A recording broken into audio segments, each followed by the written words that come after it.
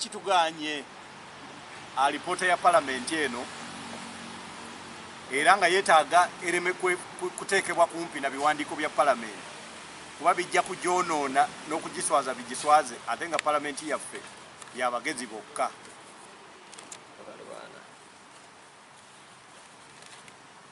Lipooti eno ng'oggyeko ebyo bye yajje mu kiwandiiko ekya Profesa Balya ekyogera mu kubalaata kwani munansi owa Uganda,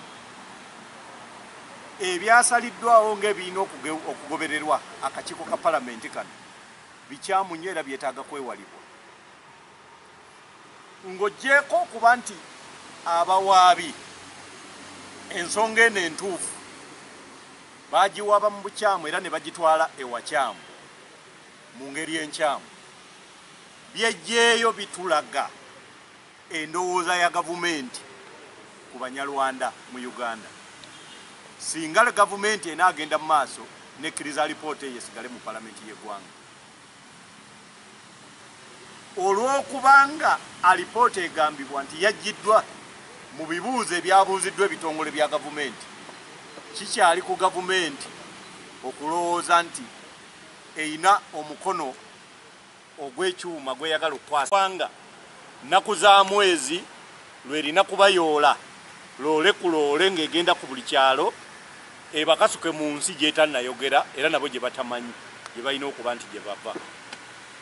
Bano bannayuganda bazaalibwa mu Uganda, tebazaalibwangako mu nsi ndala, naye amateeka agaabasangawo abaagawandiika baagawandiika nga gabajjako obunnansi obwa Uganda mu kawaayiro namba 10. Era kye twabadde tusuubira palamenti ya Uganda okukola kwe kugamba nti akakawaayiro kakyusibwe, nti wabeerewo enteekateeka gavumenti gyekola ereete ebbiiru ekyusa akawaayiro akaddira bannansi abamu okubasosola ng'ate ssemateeka w'eggwanga takkiriza kusosola bo okubalangirira nti si bannansi, nti era okusigala nga balina obutuuze bo balina kubusaba busabi ng'abazungu bwe bajja wano ne babusaba, ng'abawalabu bwe bayinza okujja wano ne babusaba, oba Abachina oba Abapakisitaani.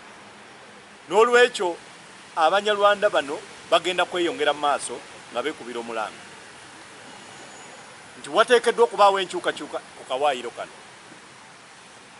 Alipoota ya palamenti eno yayogedde ebikyamu. Mu bikyamu bye yayogedde mwe mwabadde n'okulowoozesa abantu nti abantu bano bannalwanda oba batuuze ba nsi y'e Rwanda, nti era e Rwanda eriyo amawanga 3 mu ssemateeka waabwe, Abatuusi, Abahutu, Abatwa, ekitali kituufu. Mu ssemateeka wa Rwanda ebyo byennyini tebikkirizibwa. Omuntu yenna bw'aba ayagala asobola okusoma ssemateeka nga bwe yakyusibwa mu 2015 akawaayiro namba 16, oba ne bwe yali nga tannakyusibwa kaali kawaayiro namba 11. Ebyo ebintu tebabikkiririza ddala. Ensi yokka ekyakkiriza ebyo okuwandiisibwa mu ssemateeka waayo Uganda yokka, era tuli mu kutereeza twagala tulabe ng'ebyo bijjibwa mu ssemateeka w'eggwanga.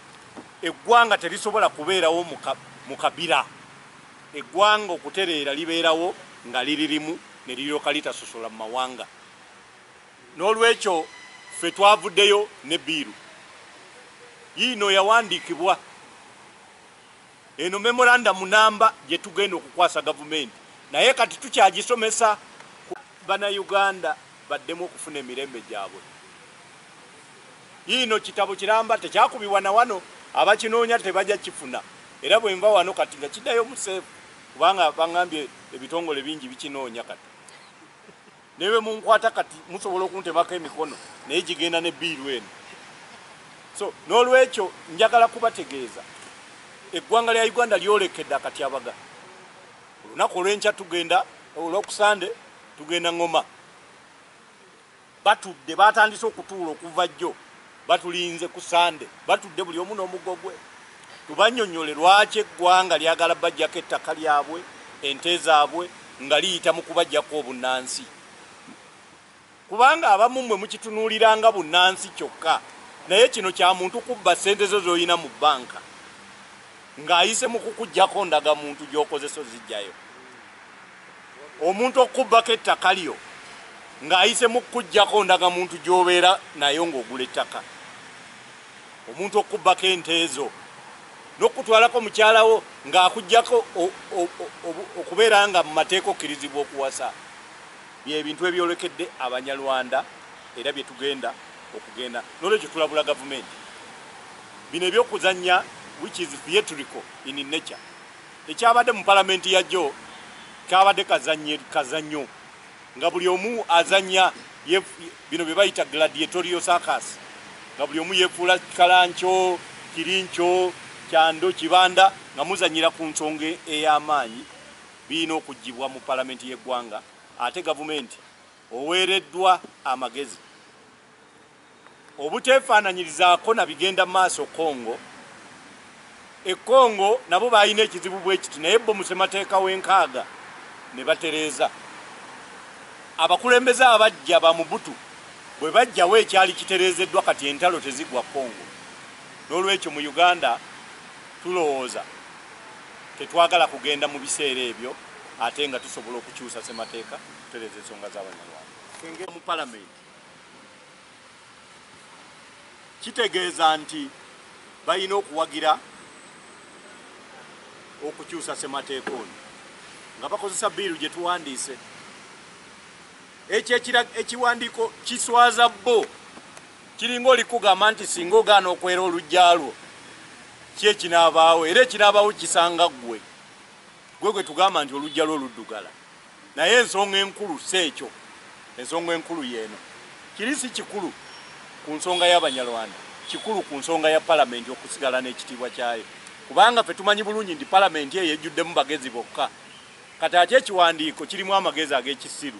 Kakati kitegeeza bwe balina okkyeggyako baleme kubeera nga babatwala nga be bawandiisa ekiwandiiko ekyo. Ekitegeeza abakola ekiwandiiko ekyo kugasomula y'engeri yokka gye nnyinza okukyogerako.